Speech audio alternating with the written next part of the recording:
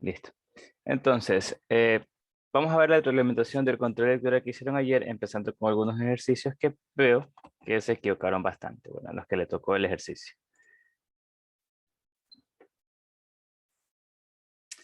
Por ejemplo, uno de los ejercicios que más se equivocaron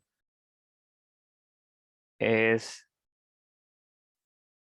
uno que te dan las siguientes proposiciones y te piden determinar cuál es la falsa. Entonces, por ejemplo, te dan las siguientes proposiciones. Primero, los naturales intersectados con los enteros es igual a los enteros. Los enteros es su conjunto de los fraccionarios.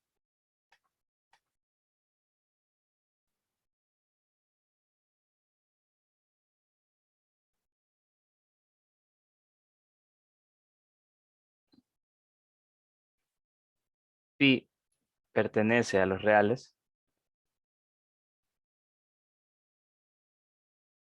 Y 0 pertenece a los racionales. Entonces te dan 4 opciones y te dicen que una es falsa, que la halles. Entonces, ¿cuál es falsa en este ejercicio? Pues debo ver lo siguiente. Me debo fijar de que de cómo se relacionan los conjuntos en este ejercicio.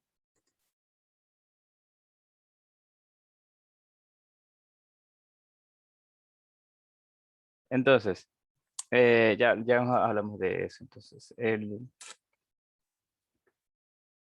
ya, lo que pasa aquí es que yo tengo que ver cuáles son los conjuntos, cómo se relacionan entre sí. Entonces, yo sé que se relacionan de la siguiente manera. Digamos que aquí están los naturales. Los naturales son es el 1, bueno, el 0 no es natural, del 1 en adelante. 1, 2, 3. Entonces es un conjunto. Además, yo sé que los enteros están dentro de ese conjunto.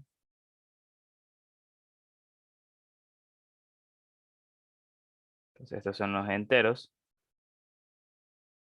Ahí están aparte aquí estarían el del 1, 2, 3 estarían los negativos. Menos 1. El 0 también. El 1, el 2 y así sucesivamente. Son los enteros. Y dentro de los enteros están contenidos en el conjunto de los racionales. Entonces, los enteros están dentro de los racionales. Los racionales son los números que pueden ser expresados como fracciones de dos enteros. Por lo tanto, todo entero es fraccionario, porque todo entero puede ser expresado como una fracción de un entero sobre 1. Por ejemplo, menos 2 sobre 1 es menos 2. Entonces, esto es un número fraccionario y esto es un entero. Eso quiere decir que todo entero es fraccionario. Y finalmente, aparte, tenemos los irracionales. Y la unión de ambos es lo que se conoce como los reales. Ahora, entonces viendo este gráfico podemos ver fácilmente cuál es la correcta y cuál no son los correctos. Primero, puedo ver que esta me dice que la intersección entre los naturales y los enteros debe ser los enteros. Entonces yo puedo ver ahí que si yo intersecto un natural, los números naturales, mejor dicho, con los enteros, debido a que los números naturales es subconjunto de los enteros, puedo ver ahí que en los números naturales es subconjunto de los enteros. Eso quiere decir que al intersectar naturales con enteros, me va a quedar naturales, de hecho. No los enteros. Entonces yo puedo ver ahí que esto está errado. Esta es la falsa, de hecho. La intersección de los naturales con los enteros es los naturales. La segunda, como podemos ver, Z está contenido dentro de Q. Entonces esta es verdadera. Pi es real. Pi está aquí en los irracionales. Pero como los reales es la unión de racionales con irracionales, entonces pi también está en los reales. Y 0 pertenece a los racionales. Como ya vimos, todos los enteros pertenecen a los racionales como 0 está en los enteros, entonces 0 también es racional. Entonces todas son verdaderas excepto la primera. La primera era la falsa. ¿Alguna pregunta con respecto a este ejercicio? ¿Alguna pregunta, por favor, háganla?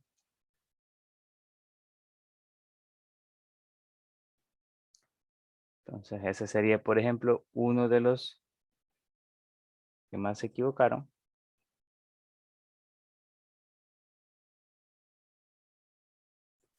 Ya, entonces ahora tenemos el siguiente ejercicio. Bueno, más que todo es una proposición, a ver si es verdadera o falsa. Entonces, la proposición dice que toda función inversible es inyectiva. Toda función inversible es inyectiva.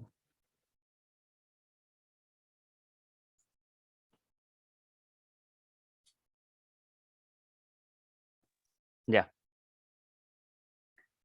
Entonces, ¿verdadero o falso? Me dicen, me preguntan. Sí, la expresión escrita ahí, toda función inversible es biyectiva. Verdadero. Entonces, sí, es verdadero, correcto. Es verdadero. Porque las To- biyectivas son inyectivas también. Pero es, también sobreyectivas, pero inyectivas. exactamente, exactamente. Lo difícil aquí es para los que no sabían, inversible es lo mismo que decir biyectivas, porque ya vamos a ver que una función es inversible si y solo si es biyectiva. Entonces, eso vamos a ver. Y por si acaso alguien tenga alguna duda, una función es inversible si y solo si es inyectiva. Es biyectiva, que digo. Entonces, si decimos toda función inversible, esa función va a ser biyectiva. Y como ya sabemos, una función biyectiva es inyectiva. Entonces, esto es verdadero. Verdadero. Entonces, esta función esta expresión es verdadera. ¿Ya? Vamos a ver otra. Que me dicen, se define la operación binaria, asterisco, sobre el conjunto S, Sx tal que X es impar. Y me dicen que la operación binaria es esta. Es la suma, básicamente. Vamos a ver que la suma es una operación binaria. Me dicen que determine si es verdadero o falso. La siguiente expresión, asterisco, es una operación binaria interna.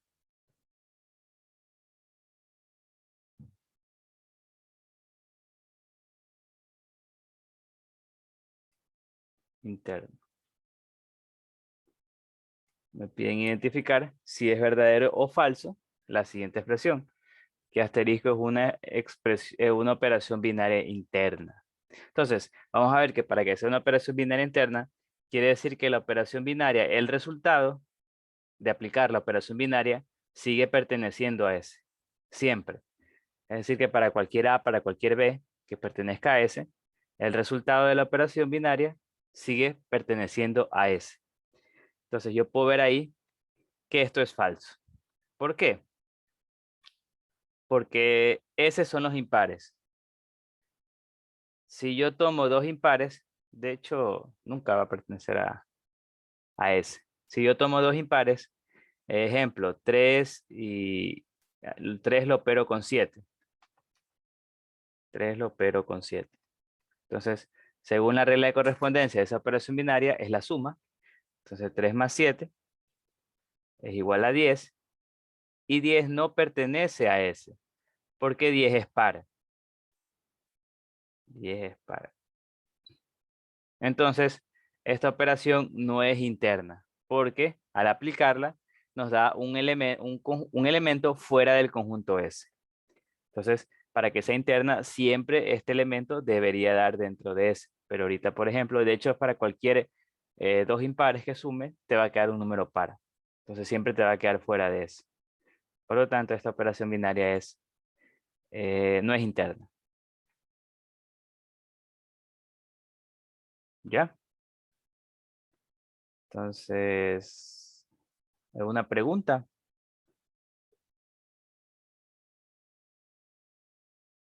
¿Podría repetir una vez más, por favor? Yo no Profe, comprendí pero bien. en el control de lectura la fórmula decía que era A por B igual a A cuadrado más B. A algunos le tocó diferente, a algunos le tocó diferente. No olviden que son diferentes. Ya está. A algunos le tocó esa que dijiste, a otros les tocó este ejercicio. Ah, ya, Son, gracias. son, en teoría, preguntas similares, pero les cambian algo. Entonces, en este caso no es. Y como les dije, a ver, si repito, el S son los impares. Aquí te dice que son los impares. Para que sea interna, quiere decir que al momento de realizar yo la operación, sigue perteneciendo a S. Entonces yo demuestro que esto es falso con un contraejemplo. Escojo dos cualesquiera impares que pertenecen a S. 3 pertenece a S, 7 pertenece a S. Ambos son impares. Al momento yo de realizar la operación binaria, me queda A más B, 3 más 7, que es 10. Y 10 no pertenece a S porque 10 es par. 10 no pertenece a S porque 10 es par. Entonces, la operación binaria no es interna, porque ya al aplicarlo una vez, sales de S básicamente. Ya te salen valores que no son de S. Por eso se dice que la operación binaria no es interna. ¿Ya? Entonces, ese es un concepto de operación binaria. Casi siempre vamos a trabajar con operaciones binarias internas, pero puede darse el caso de que no lo sea como el de ahorita. Y ahí tendríamos que decir que es una operación binaria externa, ¿cierto? No Porque es sé si se binaria llama porque así, ¿sabes? Pero al menos en el libro no dice nada de cómo se llamaría, pero no quiero como decir así sería así, porque no lo sé. Pero asumo que, bueno, puedes decir que no es interna, la verdad. No sabría si existe el término operación binaria externa. Creo que sí debería, pero lo que sí sé es que no es interna. Ya, entonces, bueno, si lo hicieron. Por ejemplo, otro ejercicio que quisiera que les voy a mostrar. Déjenme borrar. Dice, sea F de A a B sobreyectiva.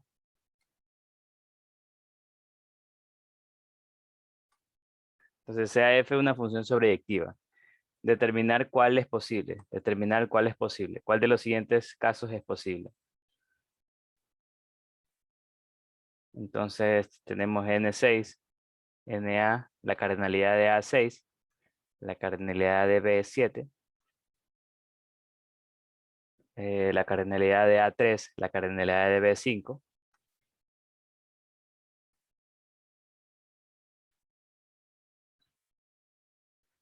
la cardinalidad de A5, la cardinalidad de B4,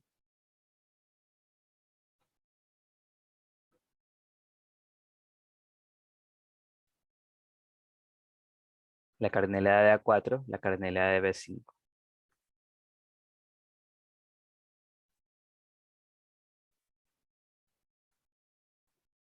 Ya, entonces vamos a ver que para que una función sea sobreyectiva, quiere decir, ya vamos a ver que eso quiere decir que el rango de la función debe ser igual al conjunto de llegada.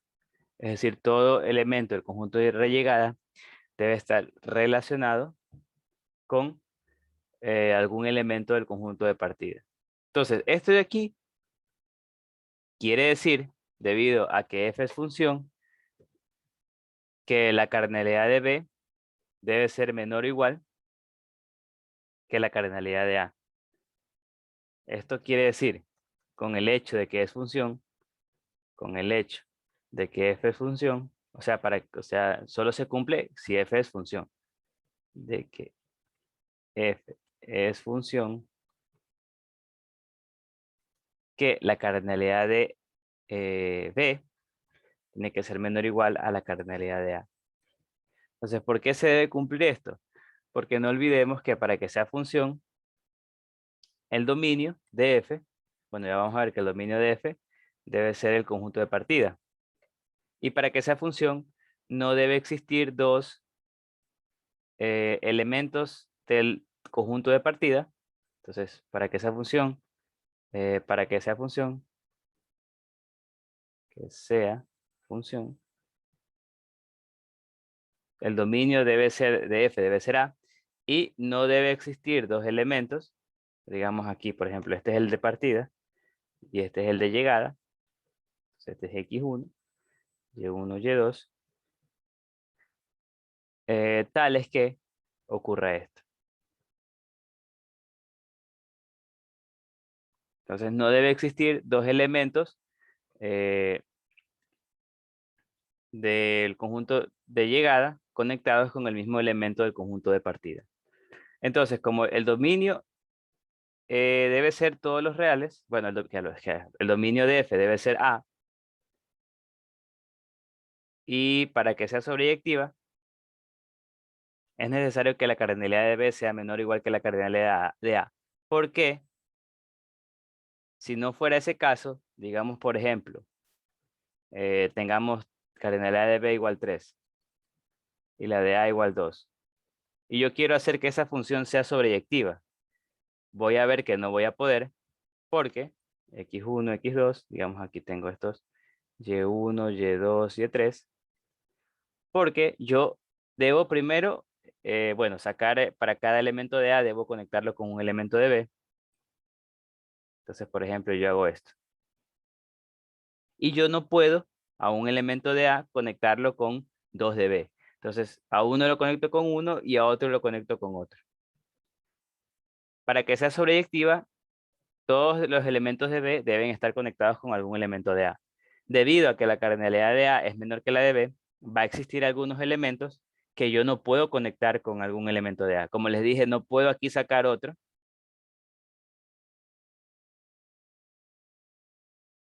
Eso no se puede, no se permite, no sería función. Entonces, por eso es que se debe cumplir esto, que la cardinalidad de B debe ser menor o igual que la cardinalidad de A. Por lo tanto, la única que cumple eso es la C. Y esa es la respuesta, porque el resto es al revés, que la cardinalidad de B es mayor que la de A. ¿Ya? Entonces, no es tan importante saber esto, sino el hecho de que, bueno, que sobreyectiva quiere decir que la cardinalidad de B es menor o igual que la de A. ¿Y el por qué? Es por esto.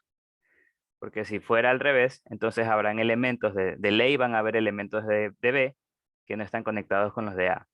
Porque yo no puedo unir dos elementos de A. Bueno, yo no puedo unir dos elementos de B con uno de A. ¿Ya? Entonces, eso sería con respecto al control de lectura. ¿Alguna pregunta?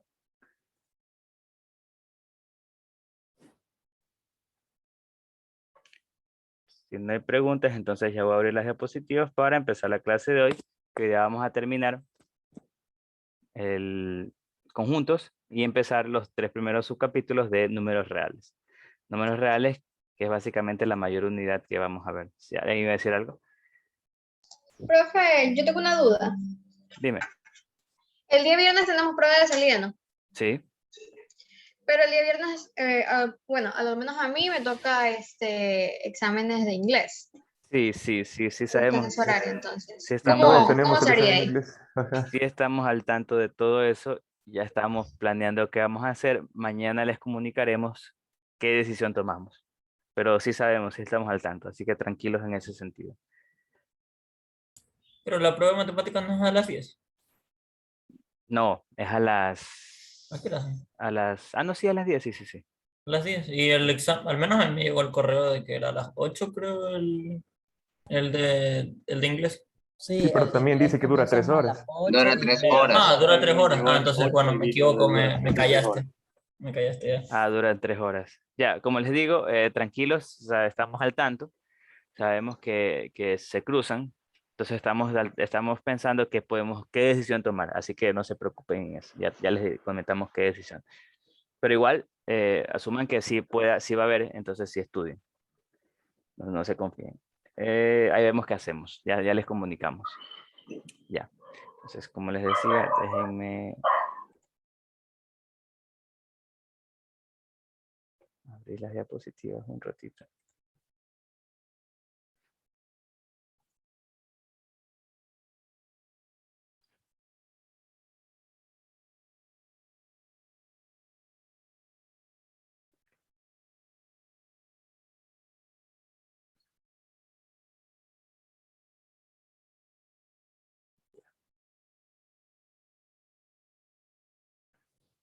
Por si acaso, a los que aún no les he calificado, el taller 1 es porque, como les dije, no sé su grupo. Entonces, por favor, ya les voy a enviar la lista de los que no les he calificado para ver si recuerdan cuál era su grupo. Entonces, atentos con eso. Profe, pero yo sí le envié el número de grupo. Sí, pero el número de grupo no es los integrantes. Ah, es con nombre. Claro, Ah, yo ok. quiero los integrantes. Ya le envío ya. Me refiero a los Profesor, integrantes. ¿Mande? y para los que no se recuerdan y no anotaron los nombres de los integrantes, Eso les digo. Entonces, les voy a enviar los nombres para ver si así se acuerdan. Y si no, bueno, ahí voy a ver si les califico individualmente en el peor de los casos. Pero tengo que ver. Pero para el taller de hoy pongan los nombres. Porque si no, empiezo a poner ceros. Entonces, ya, listo. Entonces voy a compartir las diapositivas. Ya. Entonces, hoy continuamos viendo el capítulo 2, empezando por relación. Entonces vamos a ver qué es una relación. Una relación, como su nombre mismo lo dice, establece una correspondencia entre elementos de dos conjuntos no vacíos. No es nada más que eso. Una relación es una correspondencia entre dos conjuntos no vacíos A y B. Yo puedo crear una relación cualquiera, como guste. Por ejemplo, ya vimos que los predicados, ¿se acuerdan que cuando hicimos los predicados decíamos que el referencial en X, el referencial en Y, y aquí tenemos algunos elementos, digamos 1, 2, 3, 4 y 5, y habían algunas conexiones. Entonces, por ejemplo, tenemos aquí, aquí, y ya. Así tenemos, por ejemplo. Entonces, esto también es una relación. Esto es una relación porque estoy relacionando elementos de un conjunto con elementos de otro conjunto. Solo que como que relación es un poquito más general. Entonces no hablaremos de referenciales, sino de conjuntos cualesquiera. Pero básicamente todo eso también era una relación. Entonces llamaremos este conjunto A y llamaremos a este conjunto B. Entonces, eso es una relación de manera gráfica. También nosotros podemos expresar una relación de manera de conjuntos, donde cada elemento es un par ordenado, donde cada par ordenado quiere decir una relación entre el primer elemento con el segundo. Es decir, en este caso puedo ver que 1 está relacionado con 4, es decir, a esa relación pertenece 1,4. Como sabemos, es par ordenado, es decir, este 1 debe ser el primero del primer conjunto y el 4 debe ser del segundo. 2,4. Entonces, por ejemplo, así sería mejor aquí lo que borrar este 3. Aquí puedo ver cómo puedo expresar esta relación como pares desordenados. Ahora, el conjunto A se denomina conjunto de partida porque es de donde nace la relación y B, el de llegada. Se cumple esto, que R, la relación, cualquier relación, mejor dicho, es subconjunto del producto cartesiano entre A cruz B. Entonces, recordemos que el producto cartesiano es todos los pares ordenados posibles, tales que el primer elemento pertenezca a A y el segundo pertenezca a B. Entonces, es como que A cruz B es el de donde nacen todas las relaciones. Entonces, por ejemplo, el A cruz B en este caso serían 1, 4, 1, 5, 2, 4, 1, 4, 1, 5, 2, 4, 2, 5. Por ejemplo, este sería A cruz B para estos dos conjuntos. Y de este conjunto, cualquier subconjunto que yo saque es una relación. Entonces aquí tenemos un subconjunto de ese conjunto. Es subconjunto porque todos los elementos pertenecen a A cruz B. Y esto representa una relación. cualquier subconjunto. Este es como que aquí nacen todas las relaciones posibles. Ahora, como decimos cualquier subconjunto, sabemos que A cruz B es subconjunto de A cruz B. Es decir, esto de aquí también es una relación. Sería una relación como que todos relacionados con todos. O sea, si lo grafico, tendría que poner una flecha de 1 a 5 y de 2 a 5, básicamente. Entonces, todo lo relacionado con todos también es una relación. Y también el vacío es un subconjunto de A cruz B. Entonces, el vacío también es una relación que se conoce como relación vacía, donde básicamente nada se intersecta con nada. También es considerado una relación. Por lo tanto, podemos ver cuántas relaciones posibles existen entre dos conjuntos, ya que sí sabemos cuántos subconjuntos tiene un conjunto. Entonces, recordamos que la cantidad de subconjuntos de un conjunto es igual a la cantidad de elementos del potencia de ese conjunto, porque el potencia son todos los subconjuntos enlistados en un conjunto, y eso era 2 a la cardinalidad del conjunto, que en este caso es A por B, y esto es igual a 2 veces 2 a la n de A por n de B. Es decir, esta es la cantidad de relaciones posibles, máximas, de todas las relaciones posibles entre A y B. Otro ejemplo de relación, por ejemplo, aquí te dan dos conjuntos, el A y el B. Si decimos que Samuel es padre de Irma, entonces ya estamos relacionando dos elementos y ya formamos una relación. Por ejemplo, gráficamente se vería de la siguiente manera. Voy a poner solo las iniciales.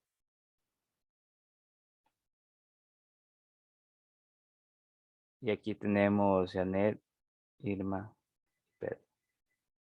Entonces aquí yo puedo ver que esa relación sería Samuel con Irma. Entonces estoy relacionando un conjunto de A con un conjunto de B.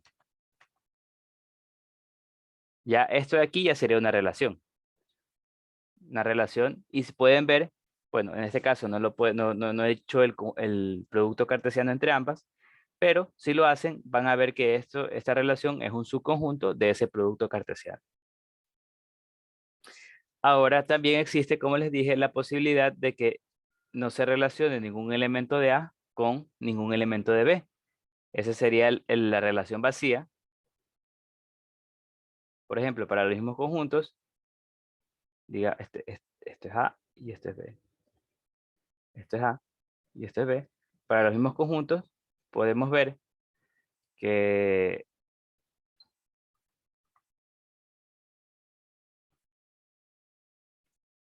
podemos hacer la relación vacía sin relacionar ningún elemento de A con ningún elemento de B. Entonces esa es la relación vacía. Todo su conjunto del producto cartesiano puede ser considerado como una relación entre A y B. Ahora, empezamos viendo definiciones de las relaciones. Primero, el dominio de la relación. Entonces, si tenemos una relación de A a B, el dominio de la relación son todos los elementos de A los cuales se le establece correspondencia. Entonces, son todos los elementos de A los cuales están conectados con algún elemento de B.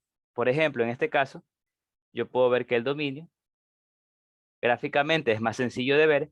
Simplemente yo veo los que están conectados. Puedo ver que el dominio aquí relación 1, pongamos. El dominio de la relación 1 es 1,2.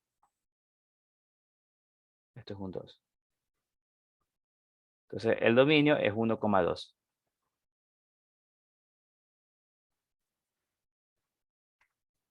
También lo puedo ver si está de esta manera, porque tendría que ver todos los elementos que están en la primera coordenada de los pares ordenados. Puedo ver que está el 1 y el 2. Entonces, ese sería el dominio.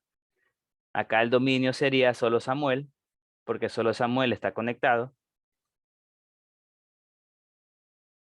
Y acá el dominio sería el vacío, porque nada está conectado. El dominio de R sería el vacío. Entonces, son todos los elementos a los cuales se le establece correspondencia a algún elemento del conjunto de llegada. Como podemos ver también, no todos los elementos del conjunto de partida tienen que tener establecido correspondencia. Puedo ver que aquí no está establecido a todos, pero en este de acá, solo a uno. Entonces no son, puede que no sean iguales. No hay necesidad de que sean iguales. Tenemos ahora lo que se denomina como rango de una relación. En cambio, el rango es lo mismo que el dominio, solo que aplicado para el conjunto de llegada. Es decir, son todos los elementos del conjunto de llegada que están relacionados con algún elemento del dominio. Se representa con rango de R. También se lo llama como recorrido, imagen o codominio de la misma. Son otros nombres de llamar de la misma manera. Por ejemplo, en el caso, como les digo, en este caso, el rango se representa de esta manera. Sería igual a 4, porque solo el 4 está relacionado con los elementos de A. Lo mismo puedo verlo acá en el forma de pares ordenados. Yo puedo ver que únicamente el 4 aparece en la segunda coordenada. Entonces, por eso únicamente el rango es 4. Acá el rango sería Irma. Y acá el rango también sería vacío. De nuevo, el rango no necesariamente va a contener todos los elementos del conjunto de llegada. O sea, el rango no necesariamente va a ser igual al conjunto de llegada. Entonces son definiciones de relación. Aquí tengo otros ejemplos. Como ya vimos, la relación la podemos expresar de manera gráfica o de manera de tabular sus elementos en formas de pares ordenados. También podemos expresar ese conjunto de manera de comprensión. Entonces, tenemos A, estos elementos, B, estos elementos, y tenemos que la relación va de A a B. O sea, A es el conjunto de partida y B es el conjunto de llegada. Entonces, la relación se define como los pares ordenados de X, Y, tal que Y es X al cuadrado menos 6. Entonces, X al cuadrado se refiere a un elemento de A y Y a un elemento de B. Entonces, tendría que ver cuáles pares ordenados cumplen esta ecuación. Puedo ver que simplemente sería X igual 1, Y igual menos 5. Entonces, si cumple, menos 1 al cuadrado menos 6 es menos 5. X igual menos 1. Menos 1 al cuadrado es 1, menos 6 es menos 5. Por eso Y es menos 5, entonces menos 1 menos 5. X igual 2, 2 al cuadrado 4, 4 menos 6 es menos 2, Y igual menos 2. Entonces por eso 2 menos 2. Y puedo ver que con 3 ya no hay más, porque serían 3 al cuadrado 9, Y3, y no hay 3 en B. Entonces serían únicamente estos pares ordenados. Entonces así podría obtener yo una relación dado forma de comprensión. De aquí lo puedo ver directamente que el dominio es 1, menos 1 y 2. O lo puedo hacer la gráfica de A a B. Yo puedo hacer la gráfica menos 1, 1 y 2. Menos 5, menos 2, 0 y 1. Puedo ver que menos 1 está relacionado con menos 5, 1 con menos 5 y 2 con menos 2. Entonces aquí puedo ver que el dominio sería menos 1, 1 y 2, que ya está escrito aquí. O puedo, como les dije, ver las primeras componentes. Y el rango sería únicamente menos 5 y menos 2. Que también lo podría ver aquí, viendo únicamente las segundas componentes. Menos 5 y menos 2. Aquí puedo ver que el dominio de los reales es el conjunto de llegada en este caso. Pero en el caso de acá, el rango no es el conjunto de... Claro, el dominio es el conjunto de partida, pero el rango no es el conjunto de llegada. Acá hay otro ejemplo. En este caso, la relación va de A a A. Esta es otra forma de decir que la relación va de A a A. Es decir, la relación pertenece al producto cartesiano de A por cruz A. Y aquí tengo la relación en forma de comprensión. Tengo que ver cuáles pares ordenados cumplen esta ecuación. Después de probar, voy a ver que solamente 3, 28, 2, 9 y 1, 2 cumplen la ecuación. Entonces esta sería la relación. De aquí yo puedo ver, graficar también, el 1 con 2, el 2 con 9 y el 3 con 28. Y puedo ver que el dominio de los reales es 1,2,3 y el rango es 2, 9, 28. El dominio es 1,2,3 y el rango es 2, 9, 28. Entonces, ¿alguna pregunta hasta ahí por si acaso? Entonces ahí el dominio y el rango, lo puedo ver. Por ahora solo hemos visto eso. Y relación es cualquier relación que hay entre A y entre dos conjuntos cualesquiera. ¿Alguna pregunta?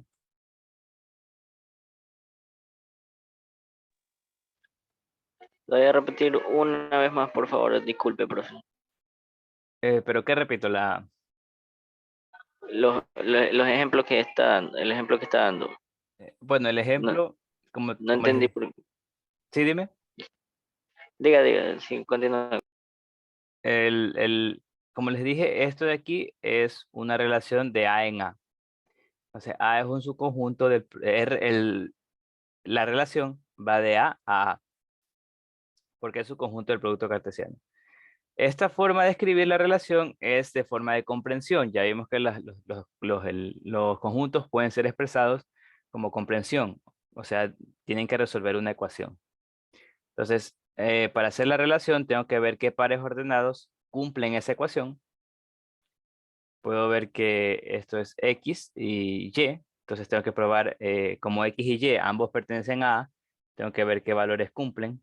Puedo ver que Y igual 28 me da X igual 3, Y igual 9 me da X igual 2 y Y igual 1. Aquí no debe ser 2, no estoy mal. No, Y igual 2 que digo, 2 me da X igual 1, perdón, entonces me lo vi al revés. Y esa sería la relación. Si puedes comprobar más pares ordenados y vas a ver que no se cumplen, no hay más que cumplen. Porque para Y igual 1, X igual 0 no hay.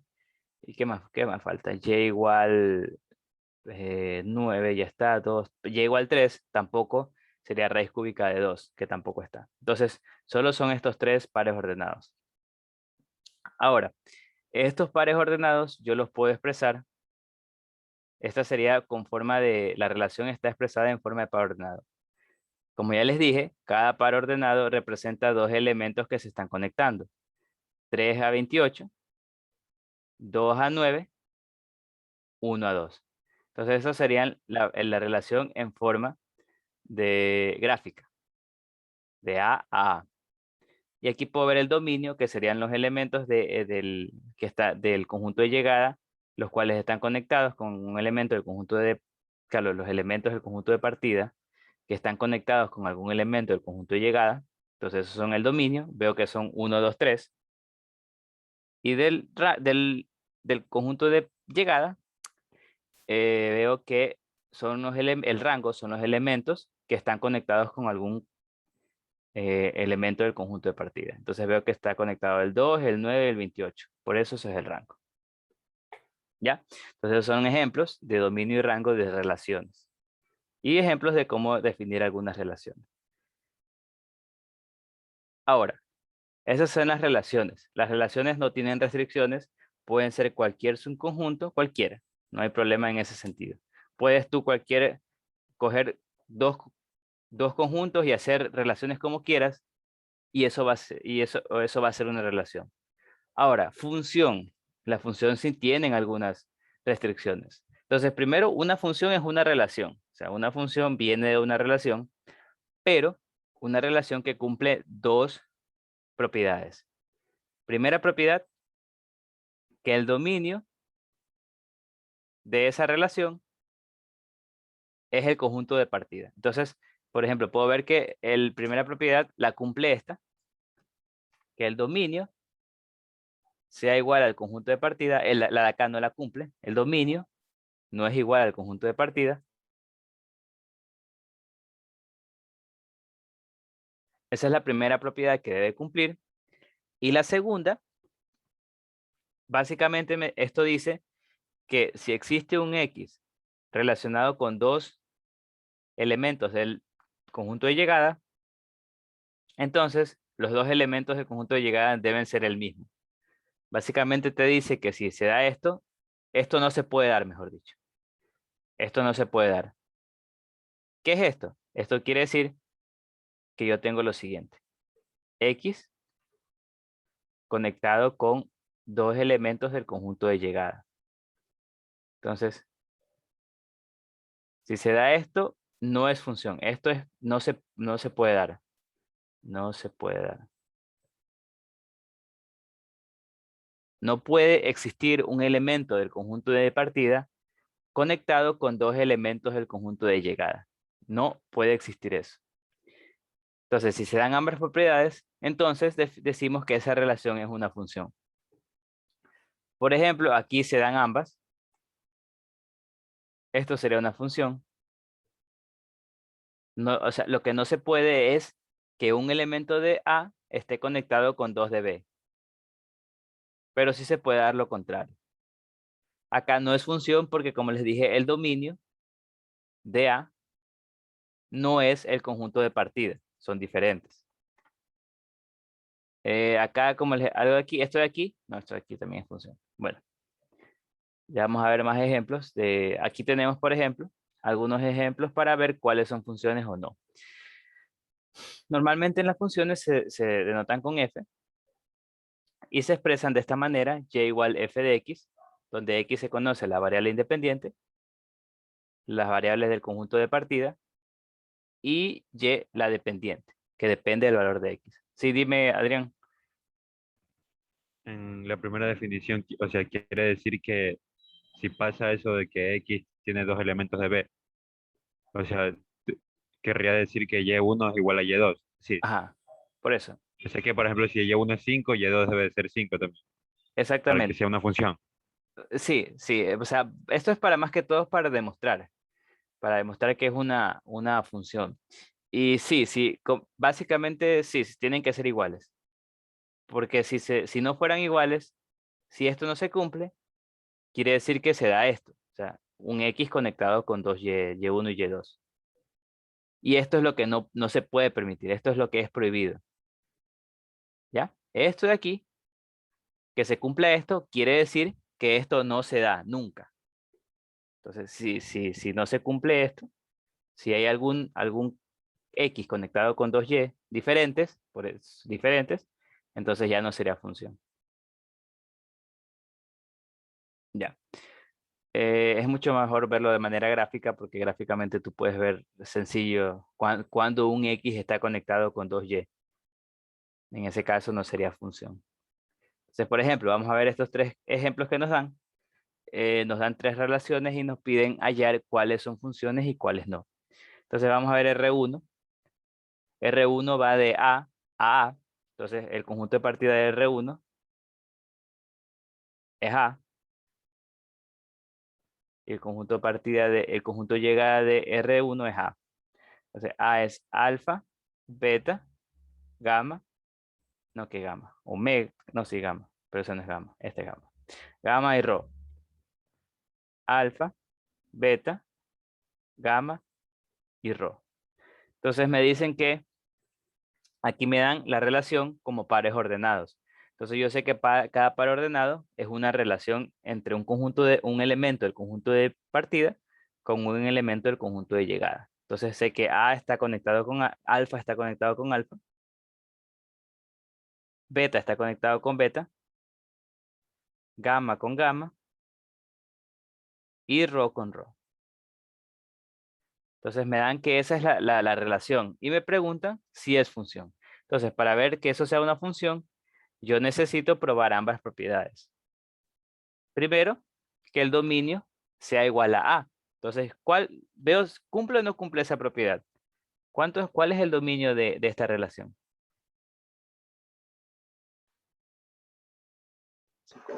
Sí cumple. Sí cumple. Sí cumple. El dominio es justamente A. Alfa, beta, gamma y rho. O sea, todos los elementos de A están relacionados. Todos los elementos de A están relacionados. Entonces la primera sí cumple. La segunda me dice, como les dije, que no hay esto. No hay un elemento de A relacionado con dos distintos de B. Entonces tengo que ver que no haya esto. Busco en el gráfico, que es la manera más sencilla, y veo que se da o no se da eso. No se da. No No se se da, da. sin función. No se da. Entonces el segundo no se da Por lo tanto, si cumple la segunda propiedad, entonces sí es función. Entonces, esa sí es función. La R2, en cambio, va de A a B. Entonces, pongámosle aquí A a B. De A a B. Esta sería alfa, beta, gamma, rho, A, E, I, O, U. Entonces, aquí yo tengo que alfa va a, beta va a E, gamma va a I, rho va a O y rho va a U. Entonces, de nuevo tengo que ver si cumple ambas propiedades. Primero, cumple que el dominio de R2 es igual a A. Ese sí lo cumple. Sí, lo cumple. Efectivamente, el dominio de R2 es A. Si lo cumple, puedes verlo aquí. Todos los elementos de A están relacionados. Segundo, ¿hay esto o no hay esto? Profe, ya no hay función, pues. Sí, hay eso. Si hay esto, y por lo tanto no es función. Entonces, no lo cumple. ¿Por qué? Porque puedo ver que ρ está relacionado con dos elementos distintos del conjunto de llegada. ρ está relacionado con O, ρ está relacionado con U. Entonces, esto no es función. Entonces, importante es ver que se cumpla esto. Que ρ no esté relacionado con dos elementos del conjunto distintos del conjunto de llegada. Los dos, creo que los 4 últimos cofres están legendarios.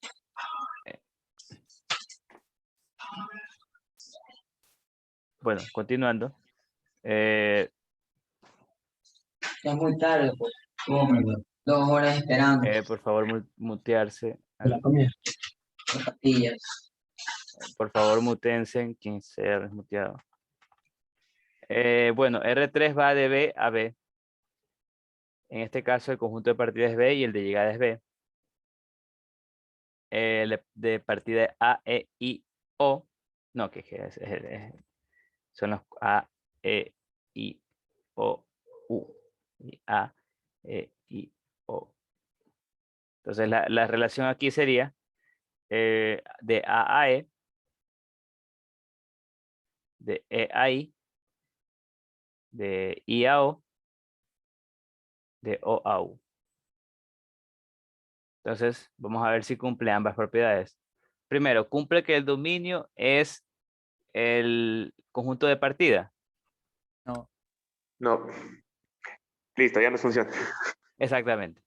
No, no la cumple. Listo, ya no es función. Sí, está bien, correcto.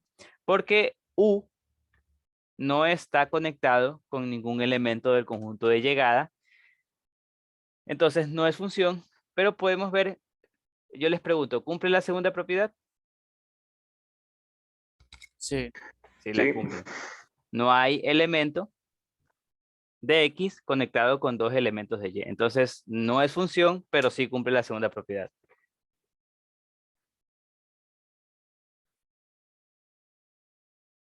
Ya. ¿Preguntas hasta ahí, por si acaso, con respecto a cuándo una relación es función? Entonces, son esas dos propiedades nomás que tienen que tomar en cuenta.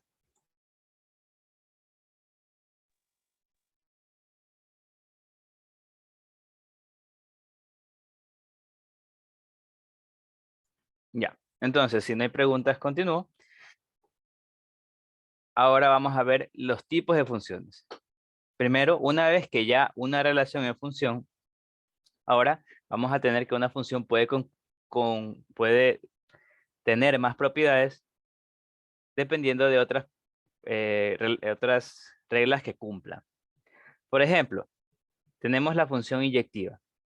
Entonces, básicamente aquí nos dice que si para todo x, 1, x2, si x no es igual a x1, entonces f de x1 no es igual a x2. Entonces podemos ver que aquí hay algo bastante interesante, que no se entiende, así como está. Pero básicamente Lo que nos quiere decir es algo muy similar a esta propiedad.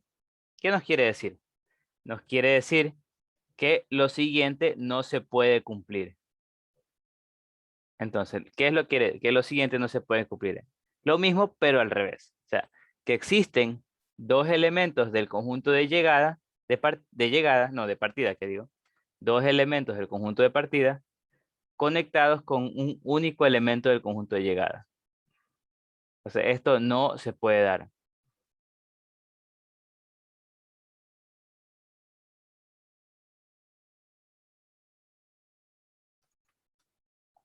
Eso no se puede dar.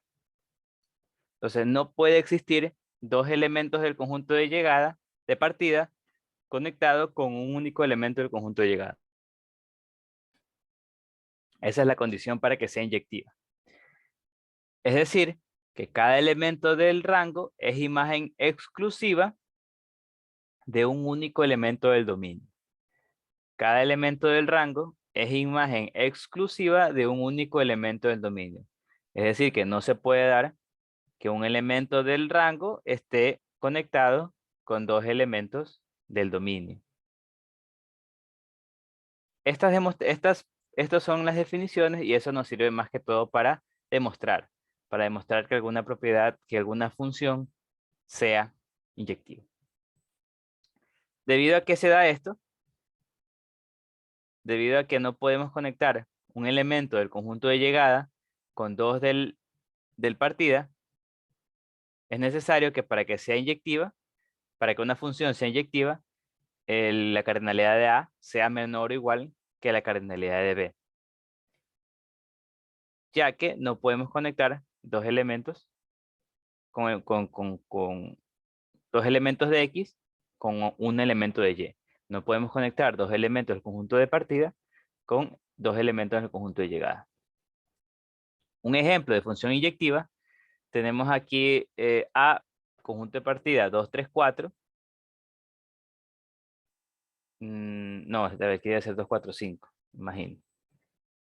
Sí, aquí es 2, 4, 5. 2, 4, 5. Me dicen que B es 8, 64, 125, 216.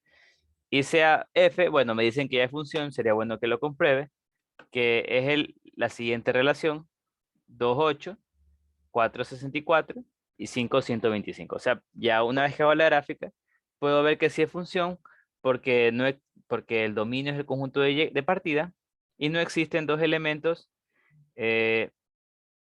X, dos elementos Y que digo conectados con un único de X. Entonces sí es función. Además, también es inyectiva porque no existe dos elementos de X conectados con uno de Y. Entonces F es inyectiva. Puedo ver que el rango no es igual al conjunto de llegada. Ahora, pueden ver que son muy similares las dos propiedades. Entonces, cuidado confundirse. La una es para que sea función cuando no existen dos elementos de Y conectados con uno de X. Y la otra para que sea función inyectiva cuando no existen dos elementos de X conectados con uno de Y. Tenemos ahora también sobreyectiva. Sobreyectiva, en cambio, se dice que es cuando el rango es conjunto de llegada. Es igual al conjunto de llegada. En otras palabras, bueno, el rango es igual al conjunto de llegada. O sea, dicho aquí que para todo Y existe un X tal que están relacionados. Para todo Y existe un X que están relacionados. Dicho de otras maneras, que el rango de F es igual al conjunto de llegada. Es necesario que, como ya vimos al inicio de la clase, que la cardinalidad de A sea mayor o igual a la cardinalidad de B. Por lo tanto, un ejemplo, nos dan A igual menos 1, 0, 1, B 0, 1, y me dicen que la función, bueno, ya me dicen que función, es y cuadrado de X. Entonces yo puedo ver que la función sería menos 1, 1, 0, 0, 1, 1. Bueno, aquí está mal por si acaso, esto no es así, está mal conectado, debo corregirlo. Vamos a hacerlo aquí. Esto sería menos 1, 0, 1, 0, 1. Entonces menos 1 está con 1 1 está con 1 y 0 está con 0. Entonces ahí está bien. Puedo ver yo que eso es una función.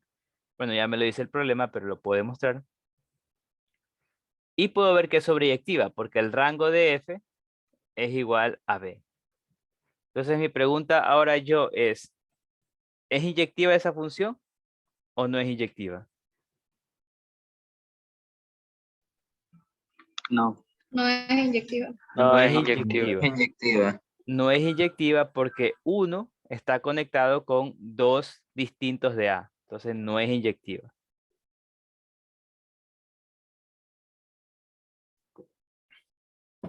No es inyectiva. Entonces aquí puedo ver algo.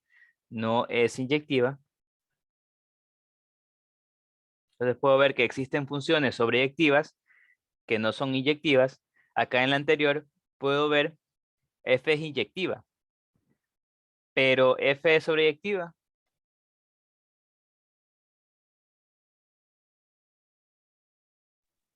No, No, no lo es.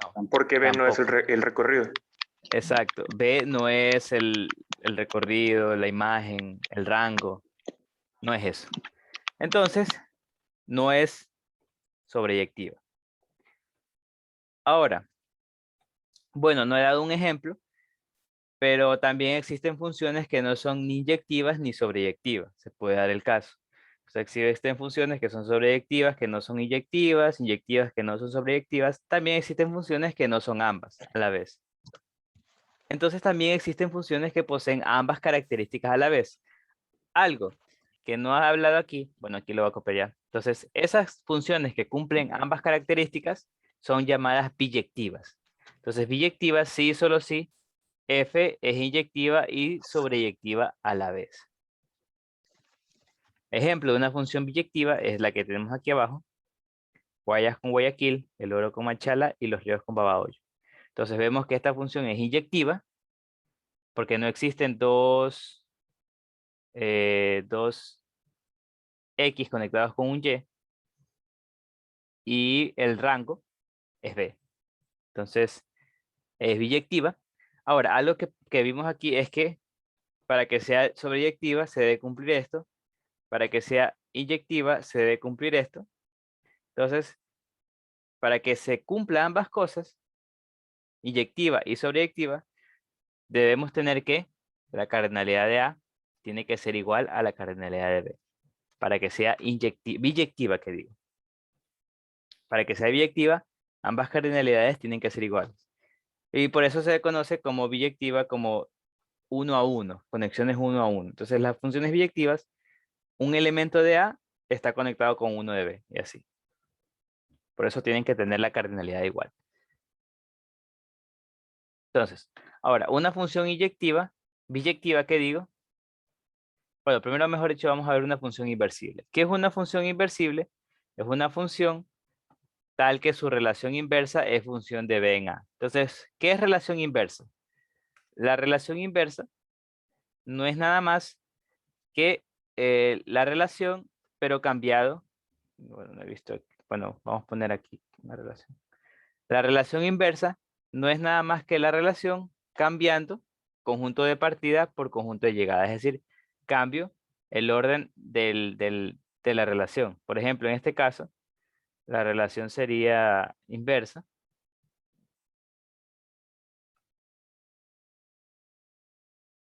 La relación inversa. No la escribo, no hay espacio. Bueno, la relación inversa sería de 4 a 1 y de 4 a 2. ¿Se dan cuenta? Lo que hago es cambiar los pares ordenados de orden. 4, 1, 4, 2, para sacar la relación inversa. Ahora, si esa relación inversa es una función, o sea, que cumple las propiedades que ya vimos, que el dominio es el conjunto de partida y que cumple lo de que no existen dos X conectados a un Y. No, 2Y conectados a un X. Sí, 2Y conectados a un X. Entonces, es inversible, es una función también. Y si la relación inversa es una función, se dice que f es inversible. Usando esto y las propiedades de función biyectiva, se puede demostrar que f es una función inversible si y solo si f es biyectiva. Entonces, eso quiere decir que las funciones inversibles son idénticas a las funciones biyectivas. ¿Alguien iba a preguntar algo? ¿Aplica para sobreyectiva? Sí, ¿no? O sea, ¿te refieres a si inversible es sobreyectiva? Sí, o sea, puede también aplicarse para sobreyectiva. O sea, ahí tienes que tener cuidado porque sabemos que las biyectivas, si es biyectiva, entonces es sobreyectiva. Pero si es sobreyectiva, no necesariamente sea biyectiva. Entonces, creería que no, porque inversible es sí, solo si es biyectiva, pero las biyectivas no son sobreyectivas. O sea, sí son, pero no al revés. Las sobreyectivas no son biyectivas. Entonces, existirán sobreyectivas que no son inversibles. A eso quiero llegar. Existirán funciones sobreyectivas que no son inversibles. En ese caso serían las funciones sobreyectivas que no sean inyectivas, por lo tanto no serán biyectivas y por lo tanto no serán inversibles. Entonces, más que todo es esas funciones biyectivas nomás. Entonces, podemos ver que si una función es biyectiva, podemos construir la inversa de la misma manera que dije que se construía la función, las relaciones inversas, cambiando el orden del conjunto de partida con el conjunto de llegada y cambiando el orden de las relaciones. Ejemplo, para la función biyectiva que vimos acá, podemos formar la función inversa cambiando. Se dan cuenta de que cuando sacamos la función es de A a B. A conjunto de partida, B de llegada. La función inversa es de, en cambio, de B partida a llegada. Entonces, por ejemplo, en este caso, la función inversa, por ejemplo, la graficaré aquí. Digamos que aquí es B. Ahora B es de partida y A es de llegada. B era Machala, Guayaquil. Machala, Guayaquil.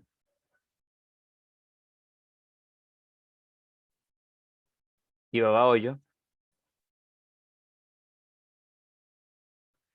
En cambio, A era Guayas. El Oro.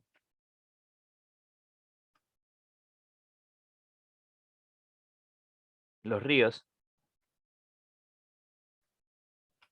Entonces yo puedo ver que la función inversa sería de Guayaquil a Guayas, de Machala a El Oro, o sea, les cambio el orden, y de Babahoyo a los ríos. Entonces esta sería la función inversa.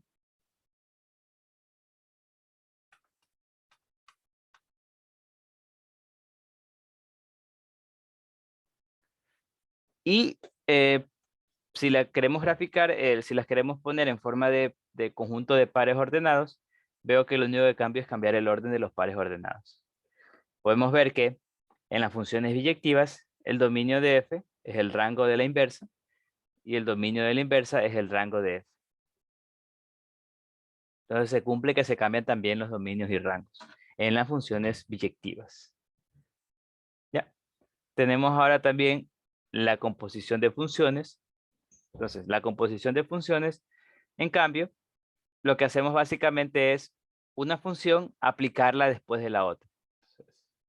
Entonces, sean dos funciones f y g, con sus conjuntos de partidas y llegadas respectivamente, entonces la función compuesta g o f se define como una nueva función que relaciona A con D, o sea, el conjunto de partida de A con el conjunto de partida de F con el conjunto de llegada con D. Ahora, es G o F, entonces G o F, importante, de X, se escribe también, mejor dicho, G o F se escribe una composición de funciones. Esto quiere decir que a G le aplicas a F de X. De la fórmula, puedes ver que a X primero le aplicas F y luego le aplicas G. O sea, si quieres saber el orden de que aplicas las funciones, es de adentro hacia afuera, es decir, F, luego G, o en este caso sería de derecha a izquierda. Primero F, luego va G. Entonces, gráficamente se puede ver esto. que de A, primero aplico f, entonces la función f va de A a B, esta sería f, que conecta un x con un f de x, y luego viene g, g en cambio va de C a D, bueno, asumí que B es igual a C, que el conjunto de partidas de ambos conjuntos son iguales, entonces g va de B a D, y yo cojo f de x, lo que me quedó en f de x, y a ese le aplico g. Entonces, en este caso, yo lo que voy es como un camino por partes. O sea, primero voy de x a f de x, y luego eso que me quedó, le aplico g, y de ahí llego a la respuesta. Al final, me va a quedar que x está relacionado con g con f de x. Este está relacionado con este. Ahora, esto de aquí es una función, sí, solo sí, el rango de f, el rango de la primera función, es subconjunto del dominio de G.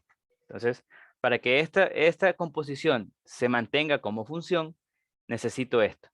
Por eso decimos que esta función existe si solo si esto se cumple.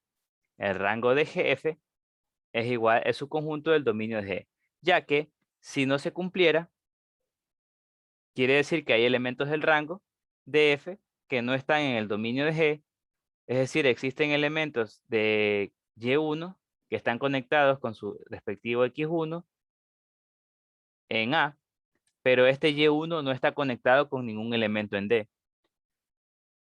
Esto quiere decir que cuando yo haga la composición, este X1 no va a estar conectado con ningún elemento en D y no va a ser función. Entonces, por lo tanto, necesito que se cumpla esto.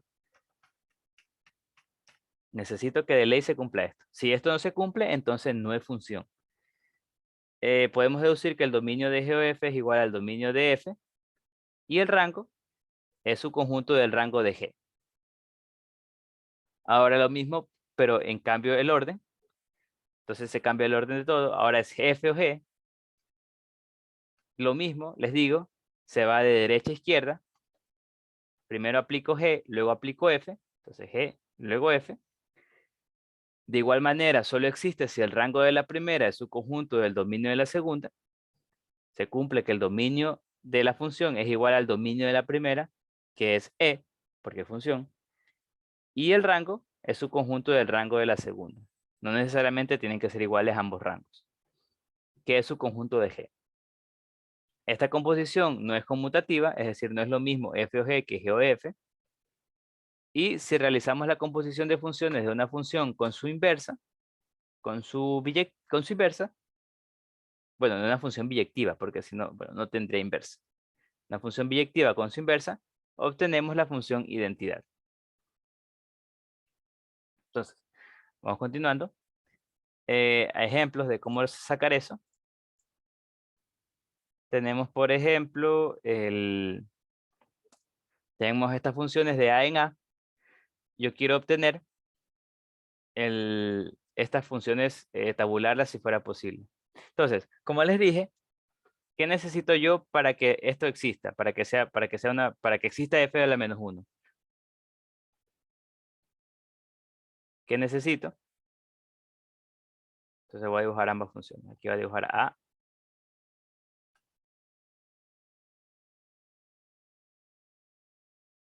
Está A, E, I, O, U.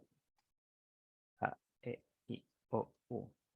Entonces yo necesito que sean biyectivas, pues para que la función inversa exista, necesito que f sea biyectiva. Ahora, eso me dicen que es una función en A en A. Entonces, como eso es una función de A en A, yo sé que para que sea una función necesito que el dominio sea igual al conjunto de partida. Entonces yo ya sé que el conjunto de partida es el dominio. Por si acaso no me lo dan, pero yo ya lo puedo sacar. Entonces yo hago la función conectando A con U, conectando E con O, conectando I con I, conectando O con E y conectando U con A. Entonces yo les pregunto ahí, ¿es función biyectiva? ¿Alguien que me Claro. quiere contestar? ¿Por qué es biyectiva? Para empezar es inyectiva porque cada elemento del recorrido es exclusivo de un solo elemento del conjunto de partida y Ajá. es sobreyectiva porque porque el recorrido es igual a B. O sea, al codominio, ¿no? Porque, perdón, de A en A. Sí, sí, O sea, correcto. es igual al segundo dominio. Tienes toda la razón. Un ratito. Profe, ahí Dime. dice U con Usted en U. la segunda puso U con Sí, A. sí, sí, sí. Es Sí, U sí. con U. Sí, sí, sí. Ya decía yo, esto está mal. Tienes razón. Gracias por hacerme acuerdo. Gracias por notarlo.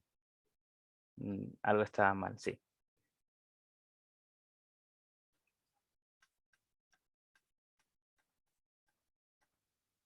Ya, tienes toda la razón. Déjame borrarlo aquí. No, creo que no queda otra más que borrar.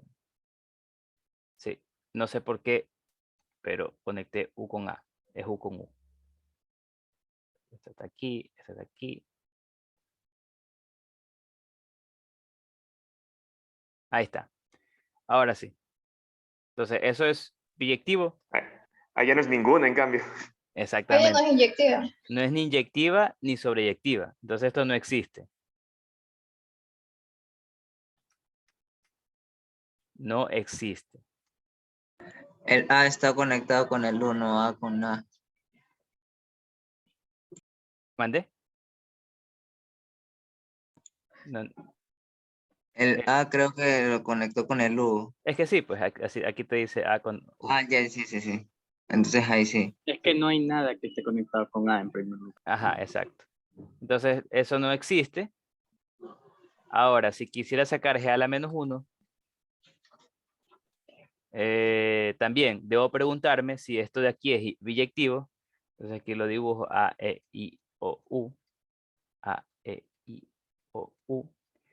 Y yo dibujo A, E. No, A, E, A, I, A, O, A, U, A. Entonces tengo que esto es E. Ahora, ¿es biyectiva? ¿Existe su inversa? Sí. Sí, esta vez sí existe. Entonces sí existe. Y yo la puedo dibujar aquí. Digamos, yo la dibujo aquí. Digamos, yo la dibujo aquí. G a la menos 1. Entonces, va de A en A. Entonces también va a ir de A en A. A, E, I, O, U. A, E, I, O, U. Yo puedo ver aquí que la inversa sería, como les dije, cambio el sentido de A a U, de O a U, no, de E a A, de I a E, de O a I y de U a O. Entonces, esa sería la inversa. Entonces, y la puedo anotar aquí, como les dije. Otra forma, como saco la inversa, simplemente cambiando el orden de los pares ordenados. Entonces, A, I y A, O a U, A. Entonces, esa sería la No inversa. empezó a escribir lo mismo. ¿Mandé? Escribió lo mismo, no, no Escribió la lo inversa. mismo. Solamente en la primera lo Sí, hizo sí, sí. bien, el resto fue lo Sí, sí, mismo. sí. Ah, sí. Ujú. Ajá, perdón. Entonces, IAE, de ahí copié lo mismo. Me distraje. De OI, de UAO y de AAO. Ya, perfecto. Ahora, para ver si F o G existe, ¿qué debo ver? Debo ver, como les dije, si hay una condición que debe cumplir para que esto exista, debo ver que el rango de la primera, de G, no olviden que va de derecha a izquierda, el rango de G debe ser subconjunto del dominio de F. Si esto no se cumple, no existe la función compuesta. No existe la función compuesta. Entonces, debería haber eso. El dominio de F es A, porque es función. Y el rango de G es A.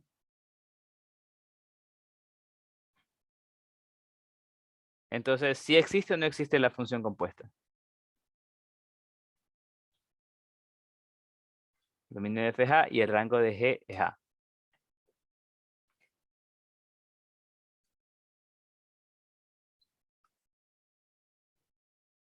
Sí existe. No olviden que A es su conjunto de A. A es su conjunto de A. Entonces, si existe, yo procedo a graficarla. No olvidemos que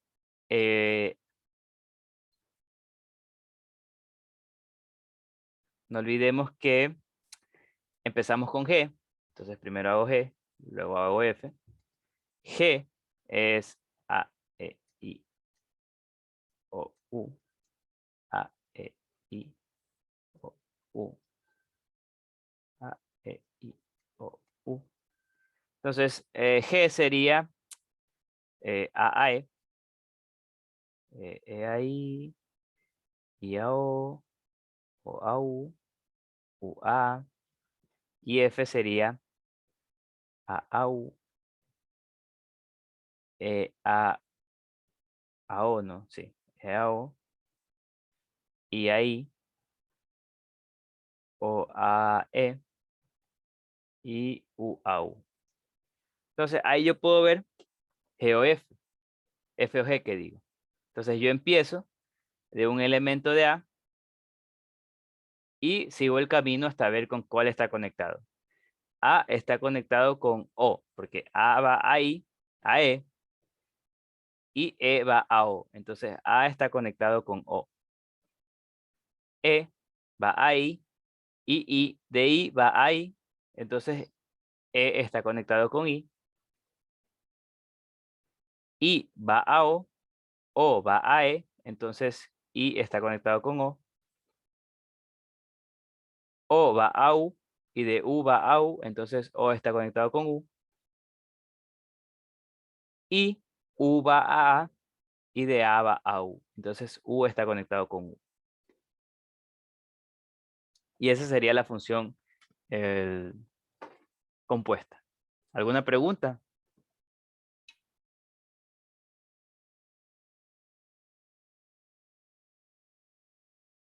¿Cuál sería la tabulación? No, pues la tabulación es la que está aquí.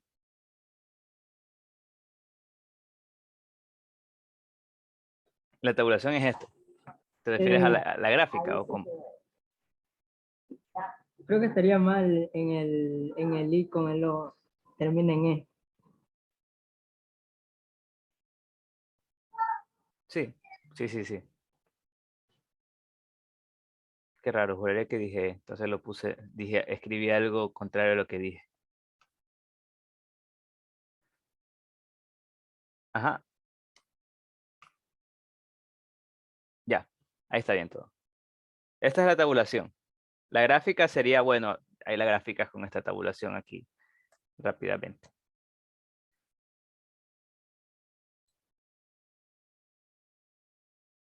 Ahí encontramos lo que es la C. Eso es de la C. Ajá, eso es de la C. Sí, termina en el resto, porque ya se acaba un ratito el tiempo. Entonces acá hay otro ejercicio.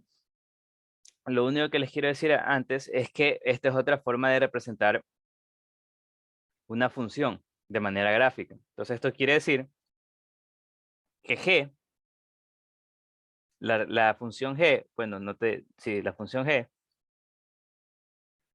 cada punto es un par ordenado. O sea, esto quiere decir que A está relacionado con 2, que B está relacionado con 3. Sí, B está relacionado con 3. Y así sucesivamente. C con 1 y D con 1. Entonces, esta es otra forma de decir, de expresar una relación. ¿Ya? Entonces, se la dejo para que la practiquen porque el tiempo apremia.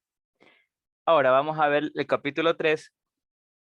Vamos a pasar rápido estos conjuntos que ya les hice una explicación en el conjunto, en el control de lectura. Entonces, ya vimos que los naturales son del 1 al infinito. Si le agregas el 0, bueno, se convierte en un nuevo conjunto, pero el 0 no pertenece a los naturales. Entonces, de eso se crearon los negativos, los números negativos, y se agregó todo como un nuevo conjunto el de los números enteros. D y Z viene del alemán Zahl, que significa número. Luego, se crearon los números racionales de Q del inglés, del inglés quotient, creo que se dice, y definido por de esta manera. O sea, son los números que pueden ser expresados como una fracción de dos enteros, donde, bueno, el denominador no puede ser 0. Estos son los racionales, donde el P es el numerador y Q es el denominador. Si el numerador es menor que el denominador, se denomina fracción propia, caso contrario, impropia. A los números que no están en este conjunto, que no pueden ser expresados como una ración, se denominan irracionales. Ejemplos, raíz de 2, raíz cúbica de 5, pi. Y los que pueden ser expresados como radicales o suma de radicales, o bueno, algunas operaciones de radicales, se denominan algebraicos. Caso contrario, trascendentes. Ejemplo de trascendentes, ya sabemos que son pi, etc. Ahora, obviamente la definición matemática es más compleja, pero se da una idea con esto de que pueden ser expresados como radicales. Y finalmente,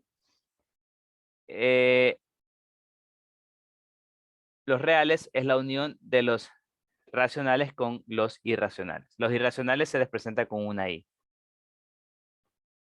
Tenemos aquí también cómo representar los números reales en lo que se conoce como la recta real o la recta numérica, con 0 en el origen, en el centro, positivos a la derecha, negativos a la izquierda, menos infinitos a la izquierda, más infinitos a la derecha.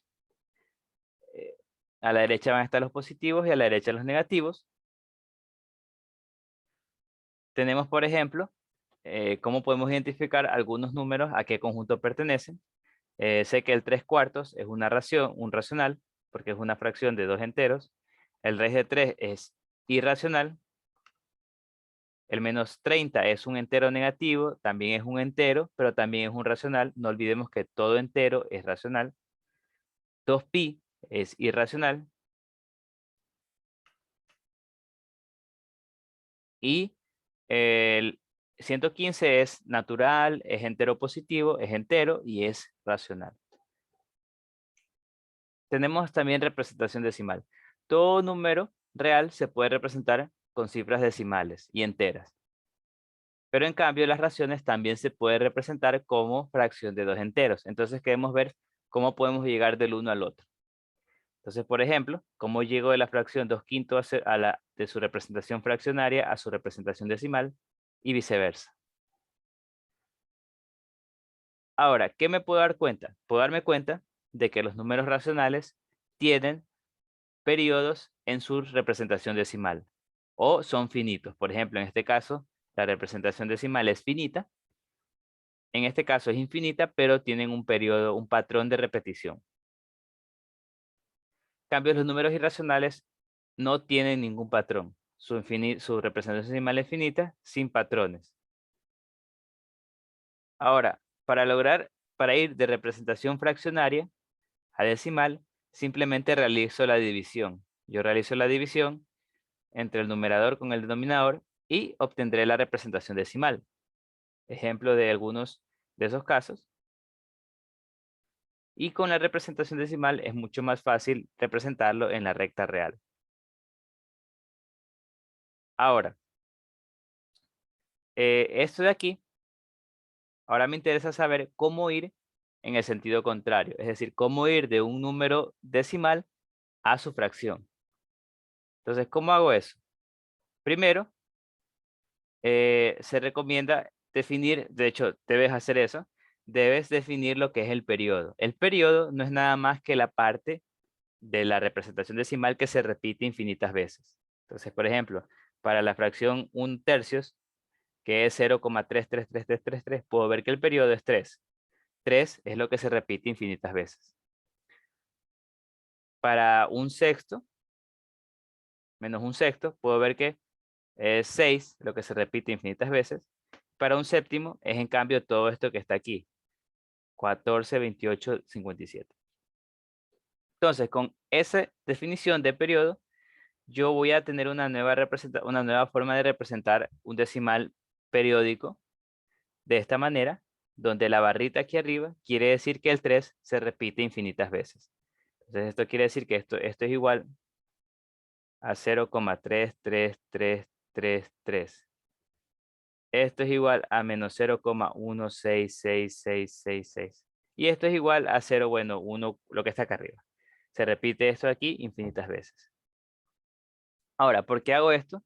Porque me va a facilitar el trabajo para obtener la representación fraccionaria de un número decimal, de una representación decimal. Entonces, vamos a usar este método para transformar un decimal periódico en una fracción. Ahora, hay varios métodos, si mal no me equivoco, tal vez ya sepan algunos. Pueden usar el que gusten. Entonces, a mí personalmente me gusta este. Y bueno, este es el que está en el libro, porque es más de razonamiento. En cambio, los otros son un poco más mecánicos. Y bueno, ya depende del gusto y de lo que les convenga. Entonces, vamos a hacer este proceso para transformar un decimal periódico en una fracción. Entonces, primero, notamos a X. Vamos a hacer el proceso mejor vamos a hacerlo con este de aquí. 0,3434.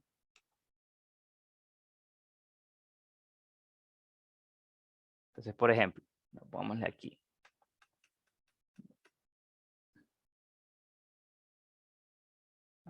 No, pongamos mejor el 1,6. Porque ya sé lo que más queda. Entonces vamos a transformar este decimal periódico en fracción. Entonces nosotros decimos, bueno, esa es mi incógnita, X. Eso es lo que yo quiero hallar en forma de fracción. Entonces nosotros primero identificamos el decimal periodo, el periodo es 6. Entonces esto lo escribo con representación periódica como 1, no, que 6 barritas. Ahora, ¿qué hago? Lo que hago yo es tratar de mover la coma en dos lugares. Primero, un punto después del primer periodo. O sea, después del primer periodo. Y luego antes del primer periodo. Entonces tengo que mover la coma después y antes. Lo bueno es que cuando yo lo represento de esta manera, es mucho más sencillo ver a dónde debo mover la coma. Debo moverla después del periodo para la primera. Y para la segunda, antes del periodo. Entonces debo multiplicar por 10. No olvidemos que cuando multiplicamos por 10, recorremos la coma. Cada vez que multiplicamos por 10, recorremos la coma un espacio. Entonces, para la primera queremos mover la coma después del periodo. Para la segunda, antes. Vemos que para la primera debemos recorrer 2 veces. Es decir, que tenemos que multiplicar. Para la primera tenemos que multiplicar por 10 al cuadrado.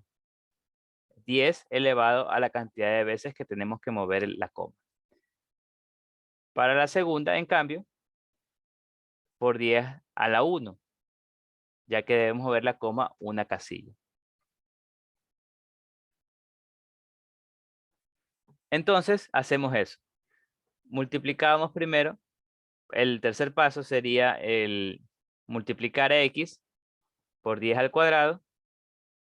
Entonces, la coma se va a mover 2 veces y nos va a quedar 1. O sea, la coma aquí se va a mover 2 veces. 1,6, no, 16, que digo. 16,666, así hasta el infinito.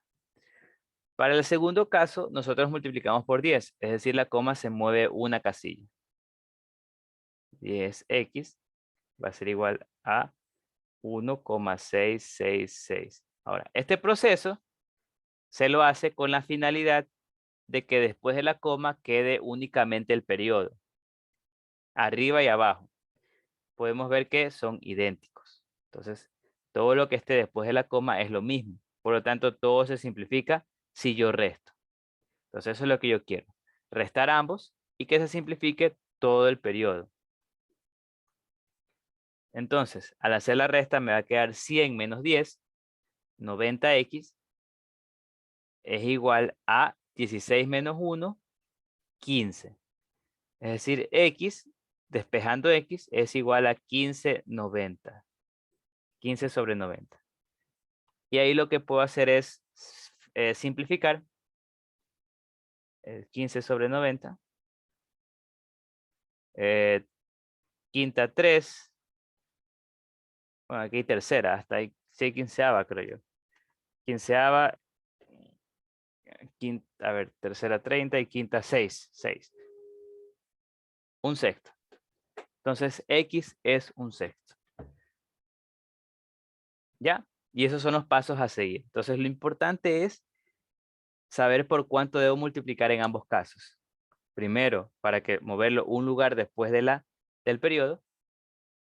Y luego, un lugar antes del periodo. ¿Preguntas hay con respecto a este proceso, en este ejercicio?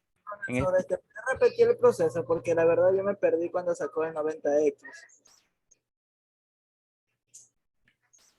O sea, como les dije, bueno, esto de aquí es lo del periodo, uno después, uno antes. Entonces, por eso, rojo quiere decir que lo muevo, aquí le voy a poner, lo muevo 2 veces, 2 casillas. Entonces, por eso está el 2 al cuadrado, el 10 al cuadrado. Y el azul, que lo moví una vez, por eso está la 10. Entonces, por eso multiplico a X por ambos. Ahora, X es esto, no olviden que X es 0,166666. Entonces, yo multiplico por 10 al cuadrado, se mueve la coma 2 veces, te quedarían 16,66666. Si yo multiplico por 10, se mueve la coma una vez, te quedaría 1,66666. Luego yo realizo la resta entre ambas ecuaciones. Por eso 10 al cuadrado es 100, menos 10, 90, por eso aquí te queda 90x. Y acá se simplifica todo el periodo y te quedaría 16 menos 1, 15. Entonces ya tienes una ecuación en la cual tú puedes despejar x y te queda la expresión de x en forma fraccionaria, 15 sobre 90. Y ahí simplificas y te queda un sexto. ¿Ok? Entonces, el chiste es lograr de que luego de la coma te quede el periodo para el momento de hacer la resta, todo eso se simplifique y te queden enteros aquí y acá también. Y ahí puedas despejar x. ¿Ya? Sí, siempre se va a restar, siempre se va a restar. Siempre se resta, aquí te dice el paso 5, restar, siempre se resta la de arriba con la de abajo. La del... ¿Mande? La resta de 10 a la potencia siempre va a depender del exponente, ¿verdad? Porque puede también estar 10 al cubo. Claro, sí. Sí, aquí puede ser 10 al cubo, acá puede ser 10 al cuadrado, te quedaría 1000 menos 100, 900. Acá puede ser 10 al cubo, acá puede ser 10, entonces sería 1000 menos 10, serían 990. Dependerá de las potencias. Y las potencias depende de la cantidad de espacios que tengas que recorrer la coma. ¿Ya? Entonces, aquí hay otros ejemplos para algunas otras fracciones que están ahí. Podemos ver que aquí el periodo es 3, entonces la coma la muevo primero a la derecha. Aquí por ejemplo, para este caso sería 0,3 barrita.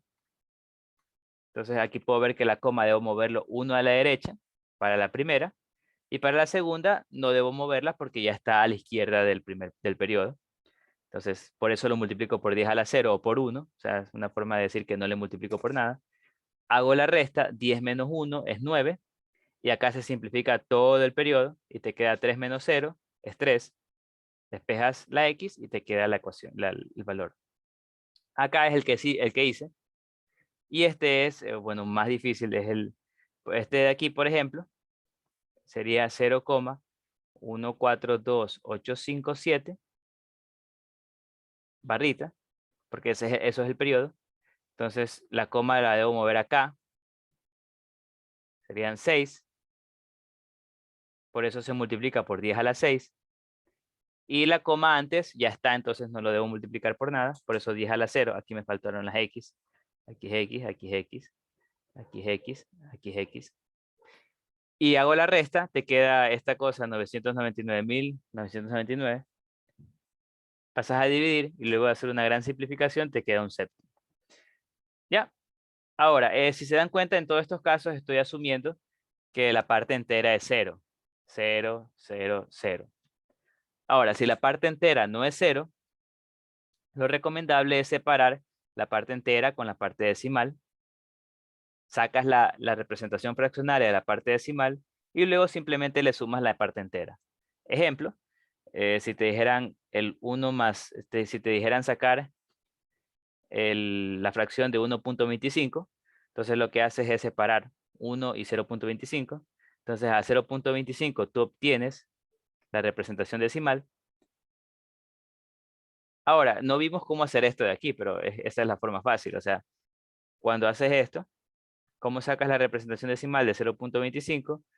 Pues copias arriba como entero, o sea, mueves la coma, mejor dicho, 2 veces y acá abajo sería sobre 100. Entonces eso simplemente hay que recorrer la coma y dividir abajo para la cantidad de veces que mueves la coma. Y esto simplificado es 1/4. Haces la suma y ahí ya te quedaría la fracción. ¿Ya? Entonces eso haces para si tienes partes enteras. Ejemplo, si fuera, como les digo, 2,1666. Quiero saber la parte de la fracción de esto. Entonces yo lo que hago es dividirlo. Así hasta el infinito. Todo esto se va hasta el infinito. Entonces sería 2 más. Ahora esta parte la puedo sacar con el método 1/6. Hago la suma de fracciones. Bueno, no lo hemos visto, pero lo vamos a ver. Sumado esto te quedaría 13/6. Y esa sería la fracción. ¿Ya? ¿Alguna pregunta hasta ahí? También se suele trabajar con decimales negativos. También se puede trabajar con negativos, sí. Pero ahí en ese caso sumaría, ¿verdad? Sí, sabes, sumarías, pero creo que lo que yo haría personalmente es trabajar como si fuera positivo y al final le agrego el signo negativo. Ah, sí, sí. Yo creo que eso sería más fácil. Trabajar como si fuera positivo y al final le agrego el signo negativo a la fracción ya que me sale. Eso haría yo. Porque si no, sí se complicaría un poco esta parte de la resta. Entonces, para no complicarnos la vida, tratamos como si fuera positivo y al final le agrego el signo, el signo negativo. Ya, entonces continuando. Algunas representaciones decimales de algunos números irracionales. Por ejemplo, podemos representar de manera gráfica unos números racionales como raíz de 2, usando Pitágoras. Raíz de 3, usando un triángulo equilátero del lado 2. La raíz de 3 medirá la altura. Esto de aquí, bueno, ya no lo podemos graficar, pero es el volumen de un cubo.